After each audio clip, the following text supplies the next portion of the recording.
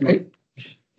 大会に先立ち、本日、傍聴者から傍聴申請があり、傍聴を許可していることをご報告しておきます。ただいまから令和7年教育委員会第2回定例会を開会します。本日教育委員は全員出席です。今回の書面員は水野委員にお願いします。本日の議事日程をご覧ください。日程第1、議案事項のうち、議案第5号、令和7年度教育管理職の任命にかかる内申につきましては、人事に関する案件のため、日程第3、報告事項のうち、子ども部にかかる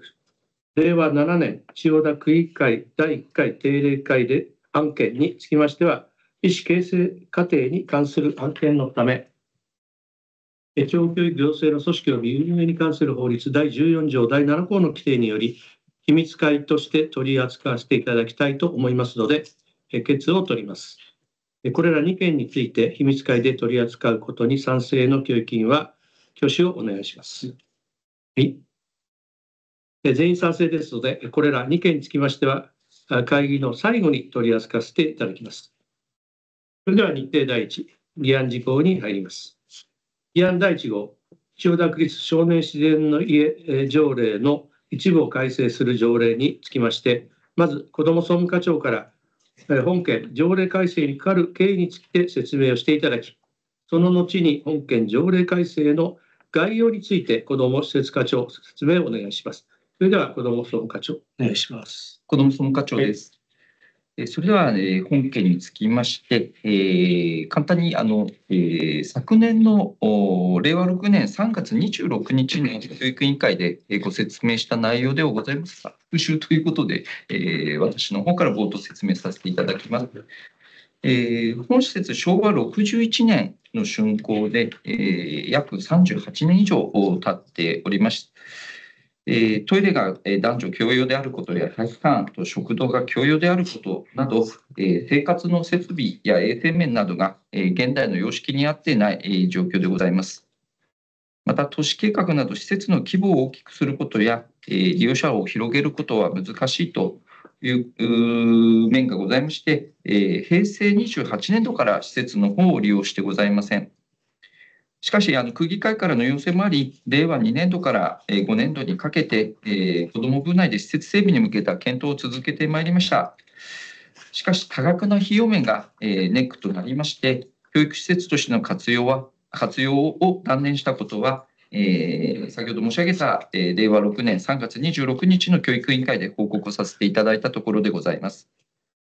また、今年度から軽井沢少年自然の家については、区役所全庁で検討しておりまして、今回の議案につきましては、教育財産としての用途を廃止いたしまして、全庁で検討する手続きの一環となります。冒頭の説明、私からは以上でございます。はい。それでは、子ども施設課長。はい、子ども施設課長です。ただいま、子ども総務課長からご説明させていただきました通り、改正理由のところですね、こちらの画面の方に書かせていただいております。ちょっと繰り返しになりますが、ご説明させていただきます。千代田区立軽井沢少年自然の家は、千代田区立少年自然の家条例に基づき設置している社会教育施設となっております。このうち昭和61年竣工の1期施設と平成5年竣工の2期施設、愛称はメレーズ軽井沢です。こちらの2つで構成されております。このうち主に学校の移動教室で使用していた1期施設については、老朽化等の理由から平成28年以降、施設利用を行っておりません。その後、1期施設部分の利活用について、令和5年度までの間で検討し、費用対効果の面から教育施設としては再整備を行わないこととしたため、今回、表記条例の一部を改正するものです。施行期日としましては、年度明けまして、令和7年の4月1日。で具体的な条例を、改正する部分でございますが、この1期施設にかかる内容、この後ご説明させていただきますが、条例の中にですね、利用区分と使用料の記載があります。その部分を削除するものです。新旧対照表を、ちょっと出させていただきます。こちらの条例が自然の家条例としまして、一般的な共通する利用者のルール等が記載されておりまして、最後に別表でですね、こういった形になりますが、ABC 棟宿泊室だとか D 棟宿泊室、これが一期施設の中にある、部屋の名前です。ちなみにですが、この後メレーズの部分のコテージやですね、宿泊室 A タイプ、B タイプというのが続いてきます。今回、一期施設の部分についてのみですね、ちょっと削除させていただきますので、この部分が、単純に、なくなると、こういった内容になっています。条例を改正する、条例としての文面は、こういった内容になっています。先ほどの新旧対照表の通りでございます。ご説明は以上でございます。はい、ありがとうございます。それではこの件に関しまして、ご質問等ありましたらお願いいたします。以前にも説明が受けている中身でございます。条例を改正するということです。何かございますでしょうか。よろしいでしょうか。それではこちらは議案ですので採決を取りたいと思います。賛成の教育委員は挙手をお願いいたします。全員賛成により可決されました。続きまして議案第2号、幼稚園教育職員の勤務時間、休日、休暇等に関する条例の一部を改正する条例につきまして、指導課長の説明をお願いします。教育長、指導課長。議案第2号、幼稚園教育職員の勤務時間、休日、休暇等に関する条例の一部を改正する条例についてご説明申し上げます。こちら、概要説明の資料をご覧ください。前回の協議、教育委員会で協議から1点追加した事項がございます。項番1、趣旨でございますが、説明文の4行目の後半に、仕事と介護の両立支援制度を利用しやすい勤務環境の整備等に関する規定を新たに設けることといたしました。項番の2、概要でございますが、括弧1、括弧2に加えまして、括弧3としまして、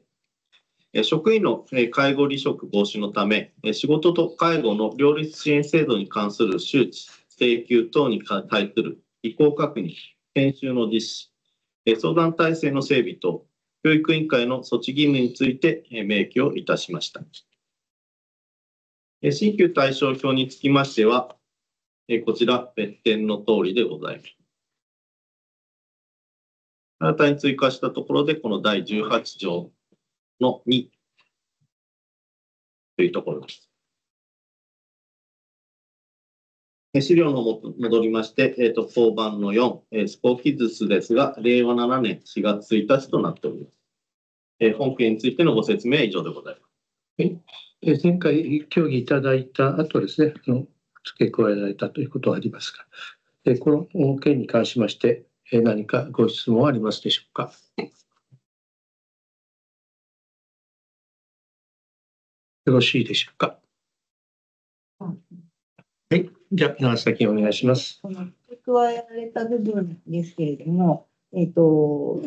えばどういったところが利用しやすいというふうになるのか、例を挙げていただいてもよろしいでしょうか。よろしいでしょうか。じゃあ、指導課長。はい。こちらについて改めて、条例として規定しているんですが、例えば、40歳になったときに、その介護について、周知、40歳になる年度ですね、の職員に対して介護に対する周知、また、例えばですね、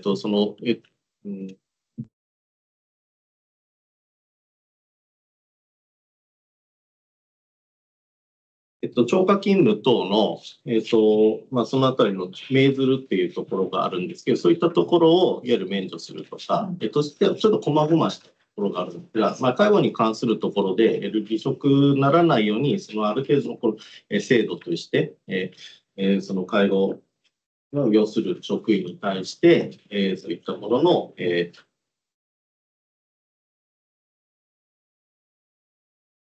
制限だとかを、制限を制限する。そんなところを、やるところです。なので、例えば介護休暇とか介護時間だとか、深夜勤務時の制限だとか、超過勤務の制限だとか、そういったものが制限される。わかりました。ありがとうございます。他にございますでしょうか。よろしいでしょうか。それではこちら議案ですので採決を取りたいと思います。賛成の教育委員は挙手をお願いします。はい。全員賛成の可決されました。続きまして議案第3号、幼稚園教育職員の給与に関する条例の一部を改正する条例につきまして指導課長説明をお願いいたします。指導課長です。議案第3号、幼稚園教育職員の給与に関する条例の一部を改正する条例についてご説明申し上げます。議案第3号についても前回の協議から1点追加した事項がございます。概要説明の資料をご覧ください。項番の1、趣旨でございます。定年前再任用短時間勤務職員及び暫定再任用職員についても、住居手当の支給対象とする旨、前回協議でご説明したところです。このことに加えまして、刑法等の一部を改正する法律の施行により、懲役及び禁錮が廃止され、拘禁刑が創設されたことに伴い、規定整備を行うものでございます。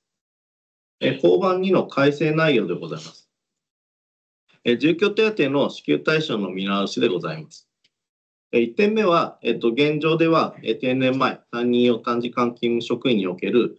第14条、住居手当に値するところですが、こちらを適用しないとされておりますが、この内容を削りまして、住居手当の支給対象とする改正を行うものです。2点目も同様に、令和4年度改正の定年引き上げにかかる暫定再任用職員における第14条、こちらも住居手当にかかるところですが、こちらを削る改正を行うものです。次に、過去に、拘禁刑の創設に伴う規定整備ですが、禁錮を拘禁刑に改めるものでございます。こちらにおける新旧対照表は、こちら別紙の通りです。禁錮、拘禁刑と改めているもの。また住居手当についても改めています。こちらの施行期日につきましては、令和4年4月1日となっております。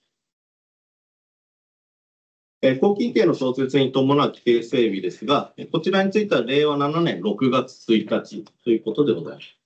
本件についてのご説明以上でございます。はい、ありがとうございます。ご質問、この件につきまして、ご質問ありましたらお願いをいたします。よろしいでしょうか。はい。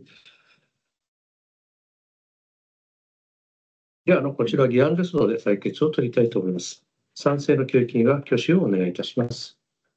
はい、全員賛成です。可決されました。続きまして、議案第4号、千代田区会計年度再任用講師の任用等に関する規則の一部を改正する規則につきまして、指導課長説明をお願いいたします。教育長指導課長です。はい。議案第4号、千代田区会計年度任用講師の任用等に関する規則の一部を改正する規則についてご説明申し上げます。概要説明資料の方をご覧ください。項番1、経緯及び改正内容でございます。令和6年6月に国の会計年度任用職員にあたる機関業務職員について、公募によらず、従前の勤務実態に基づく能力の実証により、再度の任用ができるのは、同一のものについて連続2回を限度とするよう努めるものとする取り扱いが、こちら廃止されました。千代田区の会計年度任用講師においては、区長部局の会計年度任用職員と同様、公募によらない再度の任用の上限回数を引き続く4回までとしていたところですが、今回、国等の動向も踏まえまして、この上限回数を撤廃するものです。なお、区長部局の会計年度任用職員については、上限回数を撤廃した規則を令和6年10月に施行していると。こちらについての新旧対照表は、この別紙の通りでございま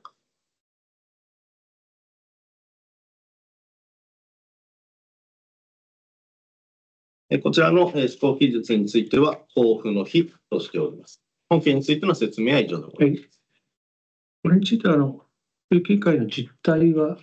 ご説明していただければと思います。はい、指導課長。もともと公募による任用というところで取り扱っていますが、影響は毎年やってるということですが、特に影響はないということです。よろしいでしょうか。何か質問ありましたらお願いいたします。よろしいでしょうか。それでは、こちらは議案ですので、採決を取ります。賛成の挙手をお願いいたします。はい。全員賛成により可決されました。それでは日程第2、協議事項に入ります。千代田区新型コロナウイルス感染症対策に関わる千代田区立学校の施設の利用制限に伴う使用料の減額の特例に関する規則の廃止につきまして、子ども施設課長、説明をお願いします。子ども施設課長。はい。はい、こちら協議になります。千代田区新型コロナウイルス感染症対策に関わる千代田区立学校の施設の利用制限に伴う使用料の減額の特例に関する規則の廃止についてでございます。こちらの規則の制定の経緯でございます。学校施設の夜間利用は、18時から22時が基本となっておりますが、新型コロナウイルス感染症の、感染拡大防止のために、令和3年に千代田区立学校の施設の利用制限に伴う使用料の減額の特例に関する規則、こちらを制定しまして、その利用時間、夜間の利用時間を18時から20時までに制限する場合の使用料の減額措置を講じているところでございます。簡単に申しますと、4時間基本的に使う夜間の枠をいわゆるまん延防止の措置の時に、夜8時までというふうに全国的にというかね、制限しておりましたので、それに合わせまして、半分のですね、18時から20時までという形にしていた、ものでございます。2番、廃止理由。本規則は令和3年6月から適用してきたものであるが、感染症のまん延防止措置が解除されたこと。こちらは東京においては令和4年の3月に解除されております。で、次に感染症が5類に移行したこと。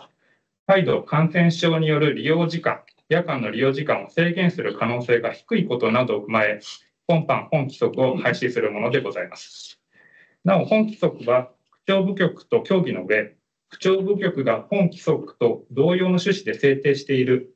千代田区、新型コロナウイルス感染症対策に関わる公の施設の利用制限に伴う使用料の減額の特例に関する規則、こちらの廃止のタイミングと合わせて廃止するものでございます。廃止する規則を表示させていただきます。今説明した内容がこちらの方に書いてあります。施行期日としましては、教育委員会の議決後に施行させていただきます。ただし、区長部局の、部局との協議の上、区長部局の規則と同日付で施行させていただく予定です。説明は以上です。はい、ありがとうございます。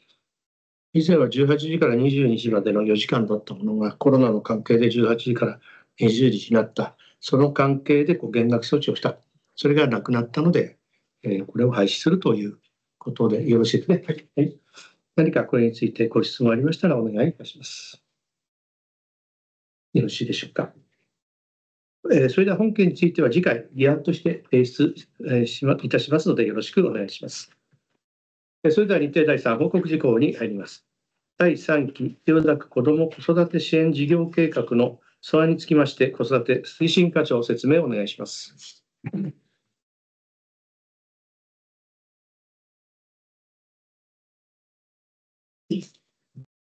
それでは第3期千代田区子ども子育て支援事業計画の素案につきましてご説明させていただきます。現在の計画につきましては、本年3月末をもちまして、5年間の計画期間が完了となりましたため、現在、7年度から11年度までの5カ年計画期間とする第3期の計画を策定作業しておりますけれども、この度、法案がまとまりましたので、ご報告をさせていただくものでございます。本日資料といたしまして、この今画面で映しております概要版と、あと本体の計画、本体ですね、ございますけれども、計画素案の本体が60ページございますので、本日は、この概要版を用いまして、ポイントにご説明をさせていただければと思います。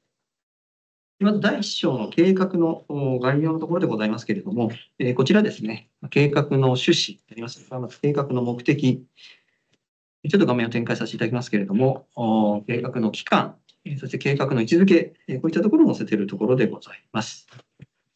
そして第2章でございます。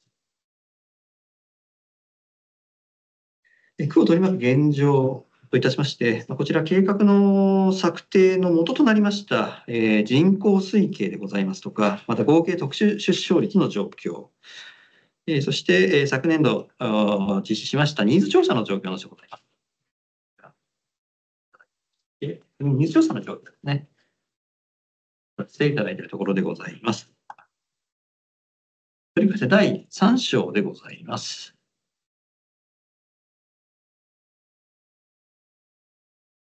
第3章につきましては、計画の振り返りというところでございまして、こちら保育園や幼稚園などの保育の状況、また児童館や保健所の事業等を掲載いたしました地域子ども子育て支援事業の状況を載せてございます。取り組みの内容につきましては、量の見込みと確保方策を設定いたしまして、計画的に提供できた内容を載せさせていただいているところでございます。続きまして、第4章、量の見込みと確保方策についてでございます。こちらでは、令和7年度から11年度までの保育の量の見込みと確保方策についてでございます。この表を見ますと、幼稚園と、ちょっと次のページになりますけれども、すみません、展開をさせていただきます。幼稚園と保育所、こちらにつきまして、供給数が需要数も埋まっているような状況となってございます。こちらにつきましては、次の章で重点課題を挙げておりますけれども、こちらを中心に取り組まさせていただきまして、これまで行ってきた待機児童対策の見直しを行っていくことで、需給のバランスを取っていきたいというふうに考えておるところでございます。続きまして、第5章、区の重点課題と解決の方向性についてでございます。こちらでは3つの大きな課題を挙げさせていただいておりまして、それぞれ取り組む内容について、必要性と方向性、こういったものを掲載をしているところでございます。まず、教育施設、幼稚園の今後の在り方についてでございます。1つ目のところ、長時間保育の実施と給食の提供のところでございます。二次調査でも要望の高かった事項でございまして、今後ですね、幼稚園の園児数を回復していくためには、こちら重要な取り組みであると考えております。その上で今後の保育需要も注視しながらですね、認定子ども園化も視野に入れて検討していく方向としているところでございます。続きまして、保育の質の向上についてでございます。こちら、何点かあります。ちょっと画面を展開させていただきまして、土曜日、日曜日、祝日や長期休暇中の保育の実施、充実のところでございます。現状ではですね、保育園の日曜保育、幼稚園では原則として土日と長期休暇中の保育を行っておりませんけれども、認知調査では高い要望をいただいたところでございます。今後は幼稚園については長期休暇中の保育を実施し、保育園等については日曜保育の実施の可否等について検討してまいりたいと考えております。ちょっと画面を展開させていただきます。次に子ども誰でも通園制度、一番下のところでございます。こちらもニーズ調査でですね、高い実施の要望があったところでございます。これまで保育所等を利用していない子どもの支援を強化することで、すべての子どもたちの育ちを応援し、良質な教育、保育環境の整備を図ってまいりたいと考えております。こちらは令和8年度の本格実施を見据えて、早急に実施方式、運用方法などを検討してまいります。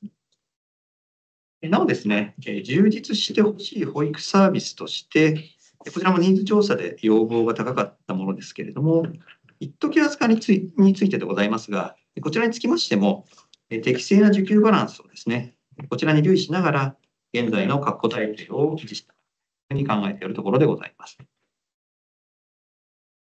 最後の課題でございます。今後の保育の整備の方向性についてでございます。今後の保育施設の運営につきましては、需給バランスに留意しつつ、運営を行っていくことといたしまして、やむなく閉所の場合には、児童や保護者に与える影響を抑えるよう、十分な移行期間を設けるなど、丁寧な対応をしてまいりたいと考えております。また、保育ニーズに見合った補助の見直しの検討、こちらの部分でございますけれども、これまで認可外保育施設等で行ってきた、区独自での補助等についてはですね、保育ニーズに見合った内容に見直していくとともに、認証保育所等への移行について検討するなど、現状での補助金の在り方を見直していく方向としておるところでございます。最後に、記載のですね、地域の保育ニーズに応じた施設の配置の部分でございますけれども、区立小学校の通学区域である8区域ごとの児童数に対する定員の空き状況を整理いたしましたところ、区域によって偏りがあるということが分かったところでございます。今後ですね、保育施設の移転ですとか、また新規整備を行う際には、地域の保育ニーズや整備状況、こういったなどに留意をしながら、施設整備を進めてまいりたいというふうに考えているところでございます。以上、今回の計画のポイントについてご説明をさせていただきました。ご説明は以上でございます。はい、ありがとうございます。すみません。ちょっと補足させていただければと。はい、加藤さん。すみません。今回の件、すみません。データで皆様に事前に送れなかったこと、お詫び申し上げます。また、何かご意見ありましたらば、担当の方までこれからメールの方を送らせていただきますので、ご意見いただければと存じます。よろしくお願いいたします。以前ご説明した、ちょっと文言を整理したり、中身をちょっと書いたりとかあるんですか。はい、今後ですね、小川部長です。で、今後この素案をもとにですね、パブリックコメントを実施いたします。でその前段で当然区議会の常任委員会の報告、今日また局員の皆さんにも簡単なご説明させていただきましたけれども、そういう流れを持ちまして、それでその後パブコメを実施した後ですね、またさまざま精査をして、最終的には年度内の策定を目指しているというところが大まかな流れになります。では、この件につきましてご質問ありましたらお願いいたします。いかがでしょうか。今後の幼稚園保育園の在り方は大事なこれ本心でありますので、またこれからパブコメも取るということでありますので、また随時委員さんからご意見がありましたら担当の方へ言っていただければありがたいなと思います。はい、資料は後で送ってもらえる。はい、データでお送りさせていただきます。よろしいでしょうか。はい、すみません。事前にお送りできなかったので申し訳ございませんでした。では、これについては、ご質問なければ次に行きます。続きまして、普段中等教育学校の入学適正検査の受験結果につきまして、普段中等教育学校経営企画室長、説明をお願いします。局長、経営企画室です。はい。令和7年度の普段中等教育学校の入学適正検査の受験結果についてご報告を申し上げます。1月16日で出願申請を行いまして、534名の申し込みがありました。このうち479名の受験がございました。受験率 89.7% でございました。なお、申し出により、インフルエンザに関した場合の救済措置として、追検査を2月14日金曜日に実施をします。区分への方、チームというふうになっております。交番1と2、検査日と回答ですけれども、令和7年2月3日、期間中と、教育学校において行われました。交番3、受験者数でございます。区分 A、千代田区民でございますけれども、188人で受験倍率は 2.35 倍。区分 B、千代田区民以外の都民の方、291人、受験倍率が 3.64 倍でございました。交番4の合格発表が、2月9日の日曜日に、合否紹介サイトおよび九段校舎掲示で行いました。交番5、今後のスケジュールでございますけれども、先ほどの、追検査が2月14日、その追検査の合格発表が2月18日、3月15日に新入生会談数、4月7日入学式というふうにスケジュールを組んでおります。最後になります。交番6、受験状況でございます。こちらに参考として、昨年度、令和6年度の、検定、ごめんなさい、適正検査の受験結果をお載せしております。こちらは、昨年度と比較しますと、区分 A が受験倍率が上がっております。一方、区分 B が受験倍率が上がっております。この区分 B の倍率が下がったことについては今後、調査をしてまいる予定にしております。ご報告は以上です。はい、ありがとうございます。ご質問ありましたらお願いいたします。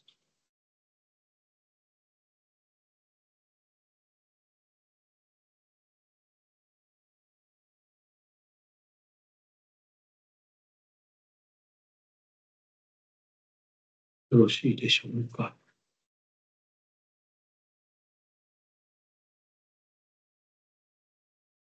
この間も話してましたけども、他の中等教育学校、倍率が下がってるんだね、はい、都立のね。はい、都立の、中高一貫校を調べて、昨年度比で倍率が下がっています。これは大体倍率もこの3倍のところのラインで、なっておりますので、まあ、公立の中等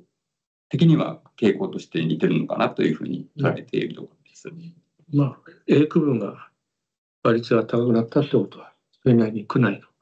評価がね、上がってきたなというふうに思いますけど、よろしいでしょうか。はい。それでは、次、日程第4、その他事項に入ります。教育委員会行事予定表、広報千代田2月20日号につきまして、子ども総務課長、説明をお願いします。はい。それでは、まず行事予定表の方ですが、本日2月12日から3月17日までの予定を表示しております。2月14日金曜日、今週金曜日が神田一橋中学校の研究発表がございます。それから2月21日、千代田小学校の研究発表が、ございます。それと、3月3日に先日話題になりました画学教室でございます。10時半でございます。この後は特に大きな予定は今のところは、ない状況ではございます。まずこちらが予定表でございます。その次が2月20日の広報千代田でございます。トータルは14件でございますが、子ども部からは2件でございます。子育て推進課の先ほどお話ありました子ども子育て支援事業計画のパブリックコメントを2月20日から3月3日に行う案件と、それと児童家庭支援センターの方の各種相談、それは文化振興課と、あと障害学習スポーツ課のお知らせの記事となってございます。説明は以上でございます。はい。この2点についていかがよろしいでしょうか。行事予定についてはここに書いてない、数日後から卒業式とか、ね、入りますので、はい、よろしくお願いします。よろしくお願いします。何かご質問あったらお願いいたします。はい、佐藤委員。千代田学はい、今年は、あります。はい、2月27ってなんかちょっとこれについては、教団については、指導課長、はい、どうぞ。2月の27日木曜日です。輝きプラザの方で実施しますね。また詳細につきましては、公聴会ともやり取りしまして、ご連絡申し上げていただきます。この予定表に書いてないので、失礼しました。入れておいていただけます。そうします。はい。場所は輝きプラザ。輝きプラザね。はい。はい、ということで、前回に引き続き、頂戴これ発表していくということです。漏れておりましたので、よろしくお願いします。他にございますでしょうか。よろしいでしょうか。はい、それではですね、教育委員からの情報提供に入る前に、まず、1月30日に発生しました、小選幼稚園の近辺のですね、事案について、教育委員からご質問がありましたので、この件について、事件の概要や今後の対応策等について、子ども総務課長、説明をお願いします。はい。ネットニュースなどで結構大々的になっていたかなとは思いますが、この1月30日の、午後3時過ぎに、園庭の南側の道路にて、パソコンを販売している店舗の方で、なんか新商品の販売する、なんかすごいグラフィックボードを載せたパソコンを格安で売ると。それの抽選販売をするっていうので、かなりの人数が、ニュースを読む限りだと400人ぐらい並んだみたいな話がございますが、殺到しまして、で一部の人がちょっと押し出された形で、園庭のフェンスの方に登って、それでその騒動によって、園の看板が、損壊したり、する事態が、起きました。ちょっとその件につきまして、すみません、ちょっと私の方の、ミスというか、ちょっと、皆様にお伝えできなかったことを本当にお詫び申し上げます。で、まずフェンスを越えた方への対応でございますが、もうニュースで見た方はご存知だと思うんですが、混雑のために道路側に降りれなくなってしまったと、それでもやむを得ず、園庭側の方に降りてしまったと、でそういう事態がありました。で副園長を含む職員3人で、園庭にて対応しまして、不審者の侵入時の訓練通り、さすまたで、その方を、出口まで誘導したと。でその後、その方はもうすぐ通用門から出ていただいて、滞在時間としては1分程度の状況でございました。で園に残っていた子どもたちはおやつを食べていた時間ということで、騒動を受けて南側のカーテンを閉めておりましたので、一連の対応を見たお子さんはいなかったという状況でございます。でその当該のパソコン販売の店舗の責任者の方から当日中に、園長の副園長に対してですね、謝罪がございました。でまた謝罪の折には、弁償もしたいと、看板についての弁償をしたいというお話をいただいております。で今後は新しい看板を設置していく中で、教育委員会とあと当該の店舗の担当、それから、園の園長、副園長とですね、具体的にどうするのかというやり取りを進めているところでございます。また地域の方々や保護者の方々からですね、ちょっとフェンスがやはり低かったのではないかというようなご指摘を受けているという状況もあり、園の方でも、フェンスの方高くしてもらえないかというような今お話をいただいておりまして、それができるかどうかというところについて今検討を、子ども部内で、検討しているところでございます。とりあえず今のところの状況としては以上な、ところでございます。説明は以上です。ネットニュースを大々的に出たので、かなり心配の声が上がっていたことは事実です。次の日私見に行ったんですけど、もうきれいに壊れた看板も撤去して、何事もなかった。もともと今何事もなかった。外が騒いでるということなんで、自部主義さんも対応と同じようにさすまたを持って、対応したということで、これは日頃の避難訓練の賜物かなというふうに思っております。特に子どもたちには、そうですね、今のところ大きな影響はないと思うんですが、はい、それいかがでしょうか。なんかありますか、情報。子供はい、じゃあ、佐藤委員。はい。子供はちょうどその前まで園庭で遊んでいたけど、ちょうどおやつの時間でカーテンも閉まっていて見えなかったということで、特に本当に幼稚園が何かしたわけではないので、たまたまそういうことが起きてしまった。で、やはり保護者からは、いや地域の人はフェンスが低いねって、あれでニュースで出たことによってすぐに入れる幼稚園だねっていう印象が皆さんに言ってしまったんじゃないかっていうことで、フェンスを高くしてほしいっていう、意見は。そういうね、心配をね。はい、私見に行ったんですが、だからこのぐらいの、結局なんか、前の方の並んでるのどうだったろうって、そこに登ってみた人は今度降りられなくなっちゃって、で、反対側に降りるしかなかったということで、中に入っちゃったっていうことは、校長から報告を受けてるんですが、そこに登ると、登らなきゃちゃんと高いんで、大丈夫なんですが、このぐらいの段に上がると、ちょっと乗り越えやすくなるのかなと。乗り越えると思わないと、乗り越えない距離だとは思うんですね。高さだと思う。高さ1800、1メーター80あるんで、普通は乗り越えられないです。ただ、ご要望あるんで、高くネットを少し張れないか、検討しますけども、基本的にはですね、花壇というか、そこのところに看板が刺さってて、そこが足がかりになっていけちゃったそうなんです。それがなければ、自力で180はちょっと登れない。看板を足がかりにちょっと乗り越えられちゃったっていうところなんで、看板の付け方含めてですね、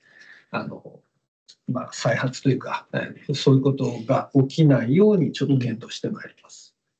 その場所に看板が本当果たして必要かどうかということも含めてね、総合的にちょっと考えていきたいと思います。この件についていかがでしょうか。はい、長崎の。我々もネットニュースで初めて知って、あとは区長のSNS で知ったっていうのが実情で、できれば詳細分からなくてもこういうことが起きてるっていう一報をいただいておければ、何かやはり地域の人とかに声をかけられることがある。そこで何も知りませんはちょっとまずいかなと思うので、どういったことが起きてるっていう概要だけでもいただきたいというのと、あと我々はもう全然いいんですけど、その保護者に対してどのような何か働きかけを行ったのか教えてください。はい、じゃあこれを当日まずは子どもたちの安全が第一ということで、翌日スグールを使って園の方から保護者の方々、全保護者の方々に今回私が今説明したような内容を通知しております。でそこで初めて知ったっていう方もいらっしゃいましたし、またニュースやネットで知ったっていう方々もいらっしゃったようです。何かご意見とかいただいたりは。やっぱりフェンスを高くしてほしい映像を見るとやっぱりなんか入りやすそうなイメージがちょっとあるっていったところもあって、フェンスを高くしてほしいというご意見はいただいているようでございます。今後もスグル等を配信して早い情報を提供していくということは今後また考えていかないといけないかなという今回の反省でですね考えていきますので。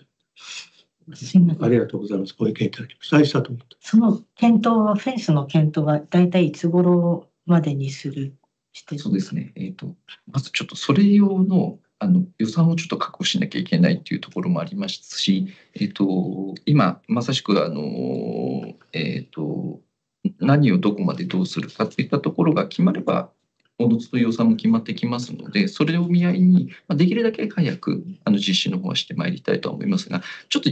今この段階ですぐっていうふうにはちょっと申し上げられるので申し訳ございません。はい、よろしいでしょうか。あと、もう一品いいですか。はい、ちょっと教育委員会から言うのは難しいかもしれないんですけども、秋葉原にしても人が集まることが事前に分かっていたら、それを警察が把握しておいてくれるととてもありがたいな。で、子どもの通学路もあって、そこに人が殺到した時に子どもが巻き込まれる可能性もあるので、そういう情報を警察の方からもらえるとか、なんかそういったことが要望が出せたらいいなと思います。ちょっとどこまでできるかっていったところは分からないのと、あと警察はなかなか情報を教えてくれないところもあったりはするんですが、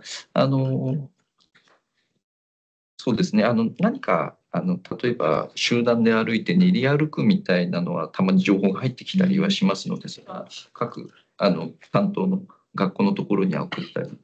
保育園であったり学童クラブには通知はしたりはするんですが、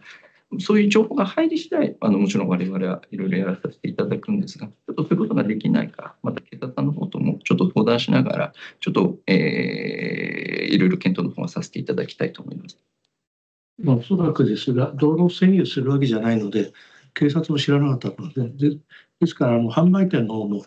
こういう販売の仕方は二度としませんという謝罪を学校の方にしてきたということだから、販売店の思いもかけぬ大人気で、そこへまた並んじゃったというようなことだとは思うんですけど、その辺販売店側も十分反省をしているということと、それからこの辺についても警察もね、いっぱい上がってきたときに、対応できるような体制にしてもらうようにまた要望しておくということはできるかなというふうに思います。あとさっきも言いましたようにこちらとしても早い情報提供を、保護者また住民等にもしていくということを、これを機にですね、再度しっかりとやっていきたいなというふうに思います。はい、他にございますでしょうか。はい、それで教育委員からの情報提供ということでお願いいたします。何点か先にあれですか、又野委員から、はい、2件ほど、はい、最初の方の2件ほど、はい、お願いします。読売新聞に書いてあったんですけども、1月30日ですね、小中高生の自殺が527人で、過去最多ということなんですけども、トークでこういった自殺の案件とかそういったものは今のところないっていう考え方でよろしいですか。またそういうものが起こった場合にある程度この言い換えながらだけでも公表してもらえるとかそういったことはあるんでしょうか。はい、法律では聞いてはないですが、指導課長です。指導課長です。本区では該当というところでは聞いていないところなんですが、この公にするかしないかというところについてですけども、自殺に関する情報の公表については慎重に対応する必要があるかなと。仮に千代田区で本区でその該当者がいた場合、公表しない理由としてちょっと考えてみたんですけども、4点ほどあるのかなと思ってます。まず一つが遺族のプライバシーと心情への配慮が重要かな。自殺という案件、ご遺族にとってすごく極めて辛い出来事ですので、その詳細が公にされることで、さらなるいわゆる精神的負担を強いる可能性があるというところ。特に未成年者の場合ですね、遺族の意向を尊重して慎重に対応が必要なのかなと思います。あと2点目が、模倣自殺の防止です。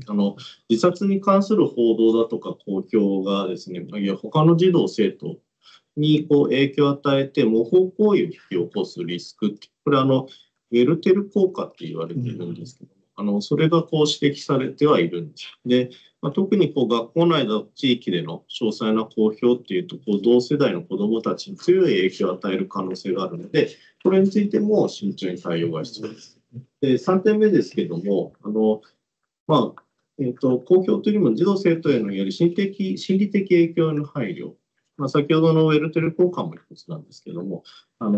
身近な人の自殺っていうのは大きな個人的負担っていうのを生じることになるので、公にするという、まず重要となることは、残された児童・生徒の心理的ケアだとか支援体制、こちらを強化する方が重要なんじゃないかなというふうに思います。で、最後の4点目ですけども、自殺案件ってなりますか、事件性の有無だとか関係機関との調整っていうのが出てきます。もしその自殺が確認されたときに、その背景にある、いろんな要因っていうのが関係している可能性があるので、警察だとか関係機関と連携して原因を慎重に調査する過程で、不確かな情報っていうところを広まることを防ぐっていう必要があるかなというふうに思います。仮に本区でいわゆる該当者がいた場合でも、公にするかっていうところは慎重に考える必要がありますし、ただですね、必要に応じて、その学校関係者だとか、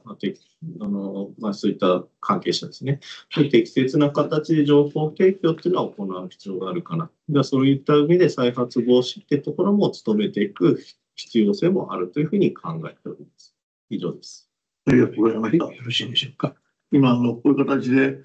それこそ今SNS とかそういうのでね、回ったりなんかするんで、トークの場合まだそういう案件が出てないっていうのは本当に幸い、不幸中の幸いですけども、そのことがもし出てきた場合のね、対応を一つ、今お聞きしたいろいろと対応を考えてらっしゃるんで、安心しましたんで。以上です。はい。これについては未然防止ということが一番大事だと思います。そうですね。はい。そういった相談機能もね、強めていければというふうに思います。では2点目をお願いします。2点目は、これもやはり読売新聞の1月30日に出てきたんですけども、いじめ対策マイスターっていうのを配置するってことらしいんですけども、これを見させてもらうと、二重教育委員会とのことなんですけども、結局これは対象は、県とか都の教育委員会が対象になるんですか、あるいは区市町村の教育委員会が対象にならないっていうことなんでしょう。その辺の教えていただきたいと思います。はい、吉岡課長です。いじめ対策マイスター制度っていうのは、文部科学省の方で行う制度なんですが、対象としているのは都道府県教育委員会と、市区町村教育委員会が対象となります。具体的にはですね、モデル事業として開始されるので、都道府県教育委員会で5カ所、あと市区町村教育委員会で15カ所、で合計20カ所で設置される予定となっている。今、予算要望中っていうところのようです。で、この制度においてですね、いじめ対策マイスターを設置して、学校だけでは対応難しい、すごい厳しいケースっていうところで早期に対応することを目的しているというところが、ご承知のところかというふうに思います。以上です。ありがとうございました。よろしいでしょうか。なかなかこれをね、いじめが減らないんだけど、このいじめ対策マイスターっていうのは、どんな役割をしてくれるのかなっていうのは非常に興味持って見させていただいてます。はい。以上です。はい、ありがとうございます。他に教育委員さんからの情報提供ございますでしょうか。よろしいでしょうか。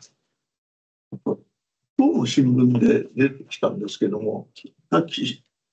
広川町の方には出てくるすいません、今日の日経に出てたんですけども、奈良中学で授業数不足を取れるっていうことで、川崎で要するに45分授業をやってて、それが積もり積もって、その文科省の規定に足りないっていうようなところが川崎市であったらしいんですけども、東区の場合45分授業っていうのは今ないんですかね。小学校は45分ですが、中学校は50分を標準の時間です。あくまでも標準の時間ですか。こういう不足するなんてこと、それってあんまり。不足するっていうのが45分授業で不足するんじゃなくて、トータルでどうなってるかってことですね。そういうことです。はい、じゃあ、広岡中です。多くの場合、中学校、小学校45分授業、中学校50分授業っていうところで、実施は、全小中学校で行っているところです。で、授業時数のその不足っていうところは生じないようにですね、毎学期、すべての学年のすべての教科、また教科との、授業時数を提出させています。で、その数値を見まして、実施率等が出ますので、それを踏まえて、実施が少し伸びてない教科等については、指導主事等がですね、学校の方を直接訪問させていただいて、どのように計画で今後実数を確保していくかというところで、相談しているところです。で、2学期現在のところの授業時数の、見ますと、すべての学校で適正に行われていて、このまま経過していきますと、3学期、本年度終了段階では、すべての学校で標準時数をクリアしているという形になります。以上です。はい、わかりました。ありがとうございます。はい。はい、それでは本日の教育委員会は以上をもちまして、開催といたします。ありがとうございました。ありがとうございました。